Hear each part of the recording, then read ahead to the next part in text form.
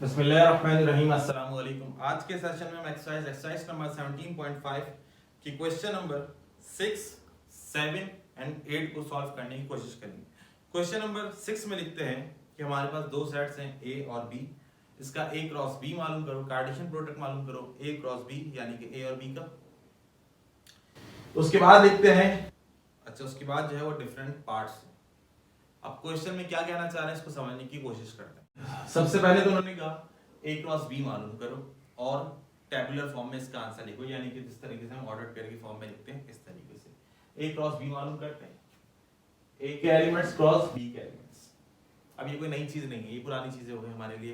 इनका Cartesian product मालूम करना 02, 04, 06, 08 इसको हम ऑर्डर पेयर की फॉर्म में लिख देंगे। यहां से लेकर यहां तक हमने ए क्रॉस बी ही मालूम कर रहे हैं। तो अब ये बहुत ज्यादा आसान है, इसको आप खुद भी अपनी तौर से जो है वो करने की कोशिश करें। जो पार्ट 1 है उस पर आते हैं। पार्ट 1 में कंडीशन ये एक ऐसा रिलेशन बताइए ए कॉमा बी से मुराद ये है एक वैल्यू ए की होगी सेट ए की और दूसरी वैल्यू सेट बी की होगी, ए की और दूसरी वैल्यू सेट बी की, such that be less than 5। एक सेट बनाइए, ऑर्डर पेयर बनाइए ए कॉमा बी का, जिसके अंदर बी जो हो वो लेस देन 5 होना चाहिए। अब इसमें से जितने भी ऑर्डर्ड पेयर हैं वो वाले तलाश कीजिए जिसके अंदर बी लेस देन 5 है। अब जैसे ये देखिए 0,2, इसमें ए कितना है 0 और बी कितना है 2। ऐसे वो तमाम ऑर्डर्ड पेयर मालूम कीजिए जिसके अंदर बी लेस देन 5 हो। ये हो गया 1,2, 1,4, 2,2, 2,4, 3,2, 3,4। खैर ये जो शुरू का ए है इससे कोई लेना देना नहीं है, हमें बी से काम है। इसमें बी कितना है 6, तो ये नहीं हो सकता 8, 6, 8, 6, 8, 6, 8। तो कहने का मतलब है सिर्फ और सिर्फ उस ऑर्डर पेयर को तलाश कीजिए जिसके अंदर बी लेस देन 5 हो। 4 इन सब में 4 ही है, इन सब में 2 है। तो क्या मतलब हुआ, मतलब ये होगा कि सारे के सारे हमारे पास वो ऑर्डर्ड पेयर है जिसके अंदर बी जो है वो लेस देन 5 है। या सेकंड में कहते हैं ए और बी को प्लस करें तो आंसर 9 आना चाहिए। ए और बी डोमेन और रेंज को प्लस करें तो आंसर 9 आना। देखते हैं कौन कौन से। 0 + 2 9 किससे मिलेगा 1 + 8, 1 + 8 क्या मिलेगा 9 मिलेगा। एक तो हमें ये ऑर्डर पेयर मिला। अच्छा जी 3,6, 3 + 6 क्या मिलेगा 9 मिलेगा। इसके अलावा जितने भी ऑर्डर पेयर हैं इनमें कोई सा भी डोमेन और रेंज ऐसा नहीं है जिसको प्लस करने से 9 है। तो हमारे पास दो ऑर्डर पेयर आ गए। रिलेशन 2 आ गए 1,8, 1 + 8 9, 3,6, 3 + 6 which is equal to 9। Clear. Part 3 a - b is equal to 1। ऐसा ऑर्डर्ड पेयर तलाश कीजिए, ऐसा रिलेशन बनाइए जिसके अंदर दोनों को सब्ट्रैक्ट करने का डोमेन माइनस रेंज। a से मतलब डोमेन, b से मतलब रेंज। डोमेन माइनस रेंज जो है वो किसके बराबर है 1 के। चेक करते हैं ऐसा कौन सा है। देखें 0 - 2 क्या होगा -2 हो जाएगा। 1 - 6 क्या होगा -5 हो जाएगा। तो आपने वो तलाश करना है जिसके अंदर आंसर 1 आना चाहिए। जैसे मिसाल के तौर पे 3,2, 3 - 2 which is equal to 1। ये आ गया आंसर। R3 क्या था a - b is equal to 1, तो 3 - 2 क्या होता है 3 - 2 1 होता है। Question number 7 r is equal to x, यानी कि ये हमारे पास ऑर्डर्ड पेयर की फॉर्म में दिया हुआ है। सच दैट y, अब y क्या है y बराबर है 2x + 5 की। y किसके बराबर है 2x + 5 की। ये बात हमने आपको पहले बताई कि x जो है वो डोमेन होता है और y जो होता है वो रेंज होता है। क्वेश्चन में लिखते हैं कि क्या मालूम करो रेंज मालूम करो, यानी कि y की वैल्यू मालूम। कब, जब डोमेन इतना हो।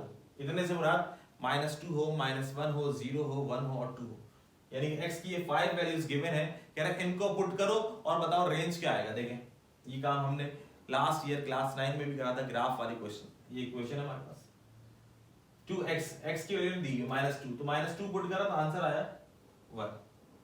ये लिखने का तरीका होता है ऑर्डर्ड पेयर को कि x की वैल्यू -2 पुट करी तो जवाब क्या आया 1। अब मैं एक एक जो डोमेन है वो पुट करके नहीं बताऊंगा, ये आपका काम है। और ये खैर हमें आता है, ऐसी चीज नहीं है कि बहुत मुश्किल है तो इस वजह से मैं आपको नहीं बता रहा। कि हमने लास्ट ईयर ग्राफ में करा है। अब आप क्या करेंगे, इस x की जगह पे पहले -2 पुट करें, अब क्या पुट करेंगे -1, -1 पुट करेंगे तो आंसर क्या आएगा 3। फिर 0 पुट कर दें 2 इंटू 0 0, 0 प्लस 5 क्या आएगा 5 आ जाएगा। फिर यहाँ पे 1 पुट कर दें तो 7 आ जाएगा, और यहाँ पे अगर मिसाल के 2 पुट करेंगे तो 9 आएगा। आप इसको प्रॉपर तरीके से करके देखिएगा। सेकंड पार्ट, फाइंड करो डोमेन। डोमेन से मुराद x की वैल्यू, कब, जब रेंज इतना हो। रेंज से मुराद ये कि y की वैल्यू इतनी है। इक्वेशन कौन सी, इक्वेशन वही पुरानी, y is equal to 2x plus 5। y कितना है 11, 11 पुट करा, 2x as it is plus 5 as it is, plus 5 यहां लेकर आए माइनस 5, 11 माइनस 5 6, 2 1 2 3, तो x की वैल्यू कितनी आई 3। कब x 3 आया, कब, जब y क्या था 11। क्लियर। लिखने का तरीका, रेंज इन्होंने हमें क्वेश्चन में दी, ये लिखी 11, तो 11 पुट करने पे क्या आया 3। आप इसके बाद 13 पुट कीजिएगा, क्या पुट कीजिएगा 13, तो आपका आंसर 4 आएगा। फिर 15 कीजिएगा, आपका आंसर 5 आएगा। फिर 17 कीजिएगा, आपका आंसर 6 आएगा। ये कोई मुश्किल काम नहीं है, ये तो प्लस माइनस का असल तो कॉन्सेप्ट है। कॉन्सेप्ट से मुराद ये है कि ये आपसे ये पूछना चाह रहे हैं बताओ डोमेन क्या होगा, रेंज क्या होगी। तो ये कॉन्सेप्ट आपने सीधा करना है, डोमेन से क्या मतलब है, रेंज से क्या मतलब है। अगर ये बात समझ में आ गई तो वैल्यूज का सब्स्टिट्यूट करना कोई मुश्किल काम नहीं। क्वेश्चन 7 मुकम्मल हुआ, क्वेश्चन नंबर 8 करेंगे।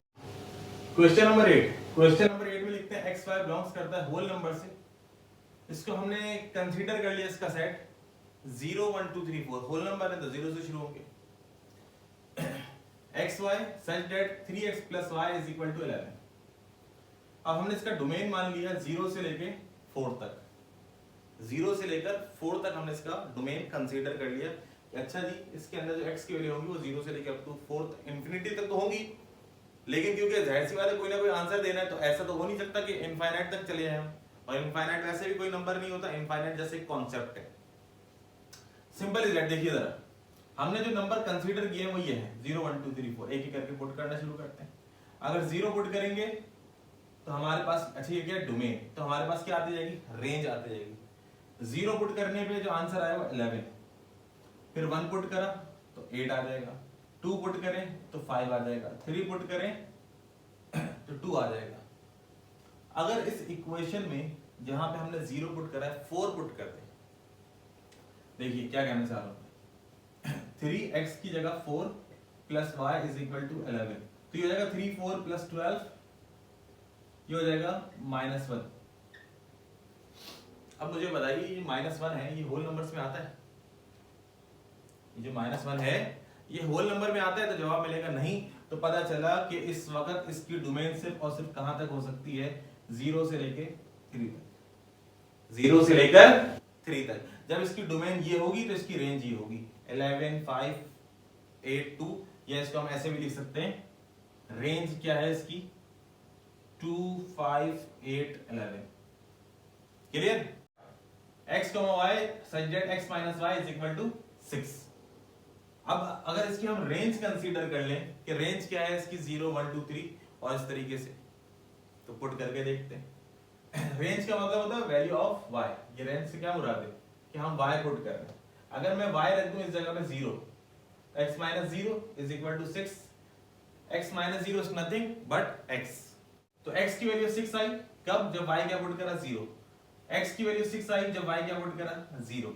इसी तरह से अगर y की जगह पर आप 1 पुट करें, इस जगह पर एक दफा और पुट करके दिखा देता हूं, x माइनस वाई, y की जगह पर 1, तो ये हो जाएगा हमारे पास 7। 1 पुट करने पर 7, 2 पुट करने पर 8, 3 पुट करने पर 9।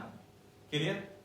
इस तरीके से आप पुट करते जाएंगे, लेकिन खैर फिर मैं आपसे ये अर्ज करूंगा कि डेटा हमने कंसीडर जो लेना होता है वो फाइनाइट लेना होता है, जो हम डेटा सपोज कर रहे होते हैं, ऐसा नहीं कि 0 1 2 3 4 5 6 7 8 इस तरह से लेते हुए चलते हैं।